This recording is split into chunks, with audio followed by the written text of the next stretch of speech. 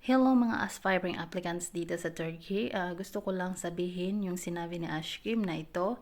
Sabi niya, magbigay naman sana ng advantage at disadvantage. Sabi niya, 7 years na daw siya dito sa Turkey. So, ito yung masasabi ko na advantage dito sa Turkey.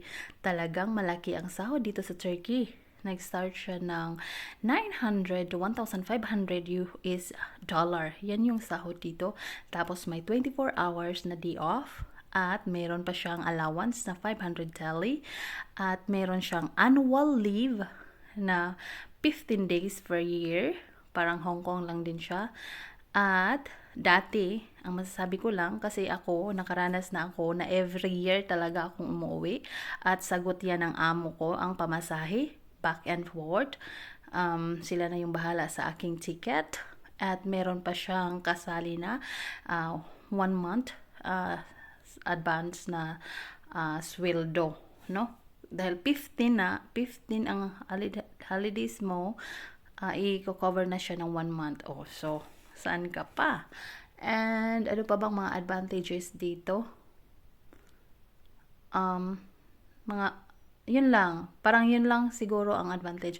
Ang disadvantage dito, yung gusto mong mag-apply, pupunta dito ng Turkey, tapos gusto mong magtrabaho. Tapos pagdating mo dito, parang amo ka, lumayas ka, di ma-illegal ka talaga. Yun ang disadvantage. Kasi pag lumayas ka sa amo mo, ay magiging illegal ka talaga. Kasi hindi na siya katulad dati. And, pag parang umasta ka parang amo ka, palalayasin ka ng amo kasi hindi ka nagustuhan o magiging illegal ka din. At ano pa bang mga disadvantages dito? Parang yun lang ata. About naman sa yung mga sinasabi nila na sa trabaho, sobra-sobra. Kahit saan ka man magpunta, talagang sobra-sobra naman talaga ang trabaho. Nakapagtrabaho na ako ng Saudi, nakapagtrabaho na ako ng Hong Kong. Sa Hong Kong, 6:30 gising na ako, magtatrabaho na ako, naghahanda na ako ng almusal.